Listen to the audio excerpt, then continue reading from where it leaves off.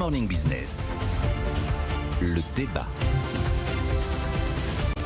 Avec effectivement l'Allemagne qui abat ses cartes sur son plan de soutien à l'économie, 200 milliards d'euros, soutien à la facture énergétique des ménages et des entreprises. Est-ce que l'Allemagne en fait trop ? Est-ce qu'elle est en train de créer une sorte de distorsion de concurrence en Europe ? Nicolas Dose. C'est clairement l'avis de Thierry Breton qu'il a exprimé. C'est aussi d'ailleurs l'avis du ministre luxembourgeois de l'énergie qui a considéré qu'on rentrait dans une nouvelle concurrence en Europe avec cette course folle aux différents boucliers tarifaires. Est-ce que l'Allemagne en fait trop ? On a beaucoup reproché à l'Allemagne pendant des années de ne pas en faire assez, notamment en matière de soutien à la demande intérieure, d'être un pays totalement mercantile. Alors c'est vrai que le modèle mercantile vacille un petit peu quand vous avez votre principal débouché, la Chine, qui est plus exactement ce qu'il était, et votre principal vous avez vu fournisseur... qu'il va tout seul en Chine, le chancelier allemand. Et votre principal fournisseur d'énergie qui fait que votre stratégie énergétique fait un peu patatras.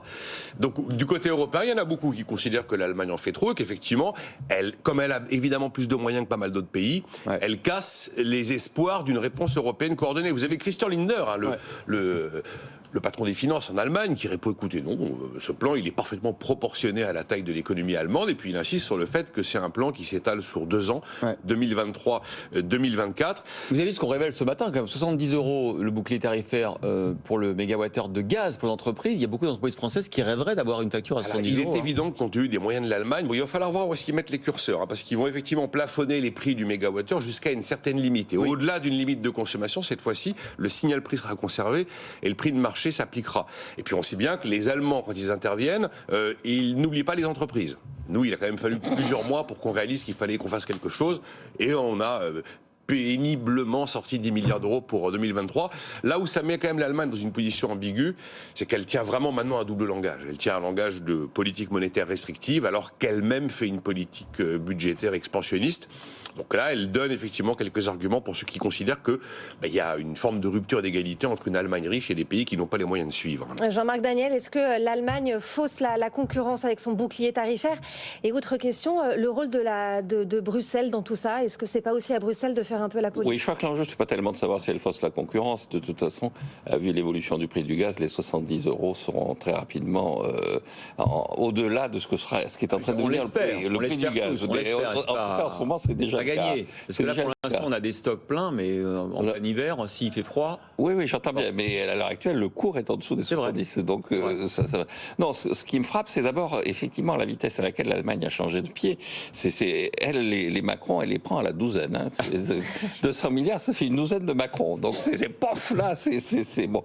Et donc, avec une sorte de démarche un peu honteuse, puisque le chancelier a tenu à annoncer le 4 octobre ce plan de façon formelle en présence de Mark Rutte, qui est le porte-parole, pour ne pas dire le leader des pays frugaux. Donc il y a une sorte de recherche d'une caution auprès de ces pays qui ont effectivement porté le combat contre la dérive des comptes publics dans l'Europe du Sud sur ce que font les Allemands. Donc ça veut dire... Ça vous inquiète pas, vous, quand même, au-delà de cette dépense honteuse, que la concurrence... Je vous m'étonnez tous les jours, Jean-Marc. Moi, je pensais que vous montreriez sur vos grands chevaux en disant que c'est un scandale, qu'on ne respecte plus la libre concurrence en Europe, que si même l'Europe commence à faire des distorsions de concurrence en interne, rien ne va plus. Oui, non, mais pas du tout. Ils trouvent toujours une manière de défendre Moi, je ne défends pas les Allemands. Nos voisins. Je dis que c'est une aberration, et c'est une aberration parce qu'effectivement, il y a un principe de distorsion de concurrence, mais cette distorsion de concurrence ne va pas jouer puisqu'elle repose sur des évolutions de prix qui sont des prix qui sont désormais obsolètes. Alors ensuite... Ça fait sourire Nicolas, hein. On va voir ce que seront les prix dans 6 mois. Bah oui. Oui, on verra ce que seront les prix dans 6 mois. Raison, c'est un pari.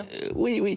Mais l'enjeu dans tout ça, c'est qu'à partir du moment où les prix changent, si les prix se mettent à bouger, c'est parce que effectivement Poutine modifie les prix. Et là, il y a aussi distorsion de concurrence. Ouais. Donc la concurrence, ça fonctionne dans des hypothèses. Et des hypothèses, si elles ne sont pas remplies, après, les États se mettent à faire n'importe quoi. Stéphanie a raison, ça aurait été mieux de coordonner ça au niveau européen, quand même. Alors la réponse de l'Allemagne, je pense qu'effectivement, ça aurait été mieux de coordonner ça en termes d'évolution des prix, mais c'est ce qu'on cherche à faire. Il y a eu d'ailleurs des réunions à plusieurs reprises qui ont été organisées. Vu ce que dit Thierry Breton, c'est pas vraiment un succès. Hein. Non, parce que Thierry Breton, lui, il veut récupérer l'argent. Il dit il faut faire un plan, non pas un mécanisme sur la concurrence, mais un mécanisme sur l'utilisation des fonds. Et piloté par Bruxelles. Et piloté par Bruxelles. Pas par les gouvernements nationaux. Et par les gouvernements nationaux. Je pense que Bruxelles a intérêt à rester à sa place, chacun chez soi. Je pense qu'il y a un problème de subsidiarité. Bruxelles doit avoir certaines missions. Les États doivent conserver certaines missions.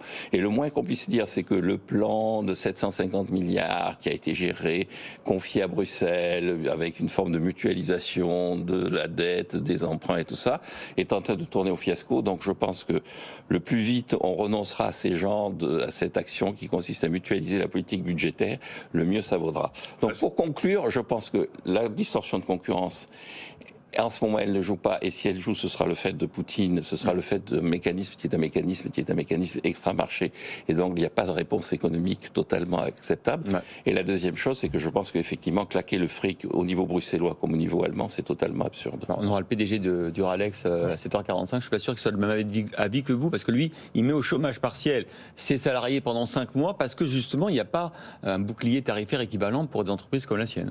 Mais bon. Non mais là, l'Allemagne, si elle a dégainé ça par surprise avec un montant pareil, c'est parce qu'ils redoutent une crise sociale en Allemagne. Il faut bien voir qu'ils ont plus de 11% d'inflation. Je ne sais pas depuis combien de dizaines d'années ils n'ont pas vu ça. Hein. Et IG Metall qui est en grève là. Les grèves d'avertissement, effectivement. Grève d'avertissement, 8% d'augmentation de salaire. 8% de hausse de salaire. Oui, il y a quand même plus de 2 millions de cotisants chez IG Metall, c'est pas une paille. Hein. C'est acheter la paix sociale avec l'argent de la génération future, ça n'a jamais été une bonne politique. On est d'accord. Merci à tous les deux.